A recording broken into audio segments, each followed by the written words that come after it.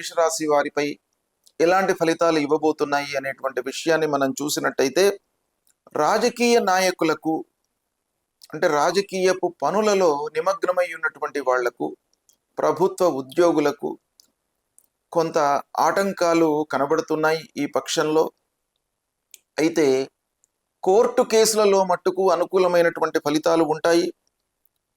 వ్యాపారం విషయం ఆలోచించినట్టయితే చేతిలో ఉన్నటువంటి వ్యాపారము సజావుగానే కొనసాగుతుంది. కొత్త వ్యాపారం విషయమై మీరు పోస్ట్పోన్ చేసుకోవడం చాలా మంచిది.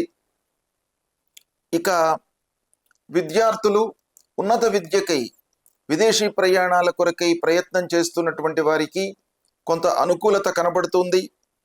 ఖర్చులను మట్టుకు ఈ పక్షంలో నియంత్రణలో ఉంచుకోవాలి. నియంత్రణలో ఖర్చులు లేనట్టయితే అప్పుల బారిన పడేటువంటి అవకాశం బాగా కనబడుతుంది. విద్యార్థులకు మట్టుకు కలిసి వస్తుంది ఈ పక్షం. ఉన్నత విద్యకై ప్రయత్నాలు చేయండి, అందరి సహాయ సహకారాలు కూడాను లభిస్తాయి.